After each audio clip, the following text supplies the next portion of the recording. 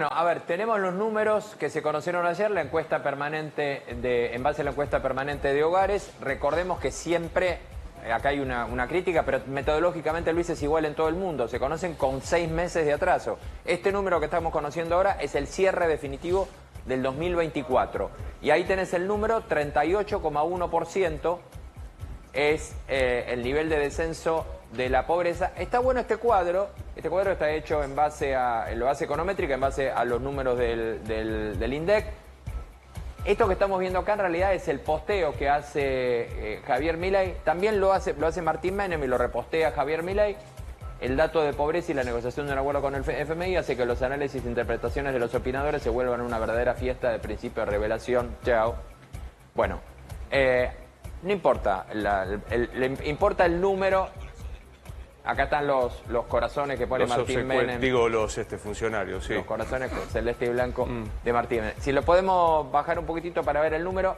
Acá es interesante de todas maneras, porque es importantísimo lo que es la baja.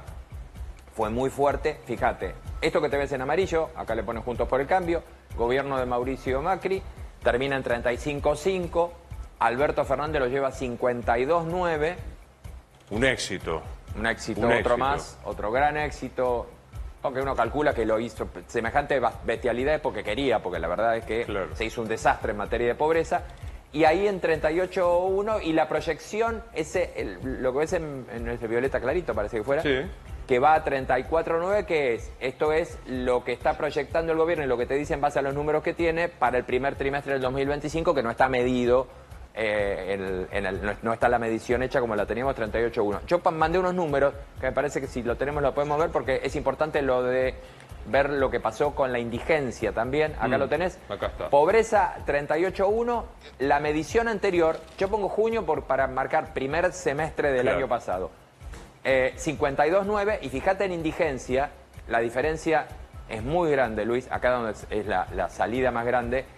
8,2% dio la indigencia, primer semestre del 2024, 18,1%.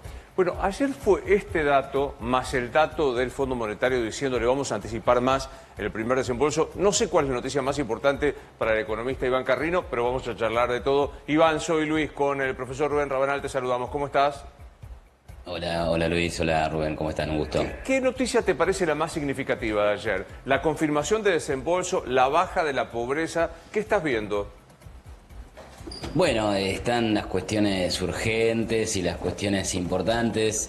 Si estamos pensando en la pequeña crisis o situación de estrés financiero que se estuvo viviendo en la última semana y media, diría que el anuncio del fondo es algo que es importante, es lo más importante en ese contexto, y me gustaría ver cómo va a impactar hoy, digamos. Ya estarían abriendo algunos mercados, la bolsa, el dólar, etcétera.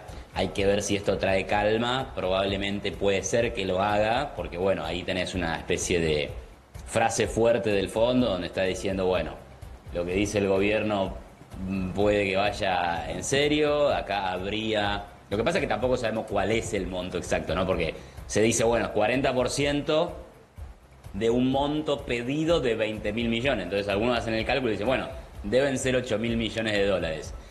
Todavía quedaría que el fondo efectivamente apruebe los 20, y entonces si eso es así, y Cristalina tiene razón, entonces llegan 8. Pero bueno, tampoco eso es una certeza, pero aporta a reducir la incertidumbre, creo, de todas maneras, ¿no? El otro dato, bueno, es algo que en mediciones más anticipadas ya podíamos saber, que se venía un buen dato de pobreza para el segundo semestre de 2024, y obviamente tiene que ver con, bueno, la recomposición del ingreso en términos reales después de una caída fuerte durante el primer semestre y, bueno, debida a la estabilidad macro que existió durante el año 2024. Así que, bueno, obviamente es una buena noticia. Y el desafío es mantener esas condiciones que hicieron que baje la pobreza para que continúe bajando en este primer semestre y también en el siguiente, ¿no? Iván, insisto, para los legos en economía es una demostración más de que si bajás la inflación, baja la pobreza. O sea, para no creer que un poquito de inflación no pasa nada y después la historia conocida en la Argentina, ¿no? Sí. A ver, tal vez el engaño o la trampa que ha existido con esto es, bueno, un poco de inflación es buena. Bueno, lo que pasa es que en un primer momento es posible que la inflación suba, pero que suba más el sueldo, ¿no? ¿Y eso puede ocurrir? Sí, la verdad es que puede ocurrir. El tema es que si estás metido en un proceso de inflación sostenida y que cada vez vas a emitir más dinero para financiar el déficit fiscal, esa inflación se vuelve incontrolable, le termina ganando a lo que aumentaban los sueldos y entonces vas a la situación de caída del ingreso real, o sea, cae la capacidad de compra del salario y por lo tanto aumenta la pobreza. Bueno, cuando haces lo contrario, terminás con la inflación, todavía queda que el salario le gane a la inflación, ¿no? Bueno, ¿y para eso qué necesitas? Bueno, en primer lugar, generar condiciones de estabilidad. En segundo lugar, que crezca la inversión, que haya más producción, que haya más empleo. El dato de empleo, el último que se conoció, también fue un dato bueno porque si bien aumentó la tasa de desempleo, muestra que hay más gente trabajando claro, que nunca en la historia. Entonces, ahora, bueno, Iván, es importante detenerse un segundo en esto que estás diciendo, porque destruir siempre es mucho más rápido que construir. Destruir poder adquisitivo, destruir puestos de trabajo, inversiones que se van, se hace muy rápido. El gráfico que lo veíamos recién, vemos lo exitoso que fue Alberto Fernández, porque la verdad, recordá vos, pasaban, creo que lo hablábamos mucho en esa época, meses y meses donde no veíamos una sola medida que tuviera algo que ver en el combate de la inflación. Parecía que la alentaban directamente y que vivíamos en una suerte de mundo de la droga donde parecía que los sueldos subían mientras por otro lado te sacaban mucho más porque la inflación galopaba. ¿Cuánto es la paciencia que vos ves que se le puede tener ahora a un proceso que es mucho más complicado, que es el de reconstruir esto?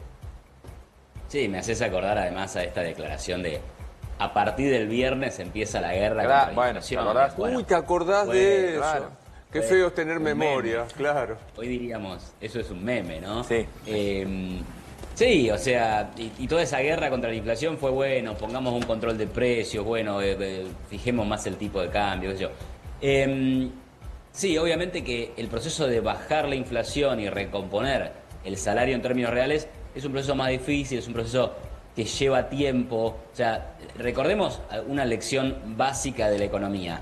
Nadie puede aumentar su poder de compra, o sea, su capacidad de consumo en el largo plazo si en la economía no hay más bienes y servicios. O sea, la condición básica para que todos podamos aumentar nuestro consumo, o sea, nuestra capacidad de compra, es que haya más bienes. Digo, es lo mínimo que tiene que existir. Y para que haya más bienes, ¿qué tiene que haber? Más producción. La producción depende de las inversiones y las inversiones dependen del clima económico general, de la institucionalidad, de un marco de estabilidad económica. Y todo eso cuesta conseguirlo, ¿no? De hecho, en las últimas semanas lo que estamos viendo es, y está costando porque resulta que hay un tipo de cambio oficial que quiere subir solamente al 1%, pero el mercado cree que eso no se va a sostener en el corto plazo, entonces empiezan a comprar dólares, te caen las reservas. Bueno, por eso estamos en un marco donde todavía hay una transición para ordenar la economía, y el orden de la economía no se produce ni de la noche a la mañana, ni de un mes al otro, ni tampoco de un año al otro. Cuesta, es difícil y tiene sus momentos de tensión también, ¿no? Total. ¿Qué perspectivas, y con esto te despedimos, Iván, qué perspectiva ves con el índice de precios al consumidor, sabiendo que la última semana de marzo fue movidita en materia de alimentos y que ahora se vienen aumentos programados? Sí, y bueno, por ahí el índice que vamos a conocer ahora en abril es el de marzo, ¿verdad? Sí. Bueno, por ahí no veamos una continuidad de la desinflación, por ahí todavía veamos niveles de 2 y pico, cercanos a 3, entre 2 y 3, y para ver una inflación más baja haya que esperar 1 o 2 meses. Pero la verdad, también todo depende de cómo se vaya a resolver el problema de la caída de reservas, qué va a pasar con el tipo de cambio. En el corto plazo, de vuelta, la inflación es un fenómeno monetario y fiscal de largo plazo. Pero en el corto plazo pueden influir los movimientos del tipo de cambio, entonces va a haber que prestar la atención a eso, hay que ver cómo se resuelve eso.